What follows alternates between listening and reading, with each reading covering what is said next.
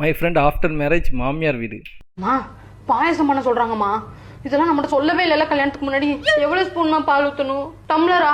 எந்த டம்ளர்மா? சின்ன டம்ளரா பெரிய டம்ளராம்மா? வீட்டுக்கே வந்துடும்மா. எனக்கு தெரியவே தெரியாது. வீட்டுக்கே வந்துடும்மா. என் ஃப்ரெண்ட் இல்லை, எங்கள் அக்கா. ஏமா அப்புறம் பேசுறேன். என் மாமியார் மூஞ்சி தூக்கிட்டே இருக்கிறாங்கம்மா. எதுக்குமா? எனக்கு என்னடி தெரியும்? நீங்க தானே கல்யாணம் பண்ணி வச்சுக்கீங்க. என்கிட்ட கேட்டா துணி காயாததுக்குலாம் என்ன பார்த்து முறைக்கிறாங்கம்மா. குழம்புல கொஞ்சோண்டு உப்பு கூடிட்டுமா. என்ன பண்ணட்டும்? தண்ணியா? பத்தப்படியா? சீக்கிரமா நான் அப்புறம் பேசுறேம்மா. அப்புறம் பேசுறேன்னு சொல்லிட்டு பேசவே இல்ல. கல்யாணம் முடிச்ச கையோட இல்ல எல்லாரும் கை கையில விட்டுட்டீங்கல்ல.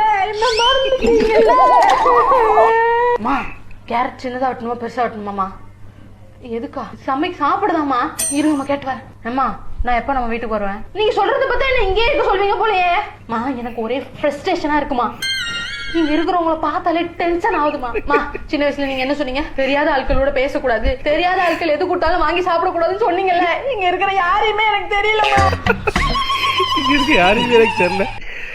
டேட் லிட்டில் பிரின்சஸ் இந்த வீடியோ பார்த்துக்கோங்க. இதே மாதிரி தான் கண்டிப்பாக நடக்கும். 100க்கு 110% இப்படி தான் நடக்கும்ல.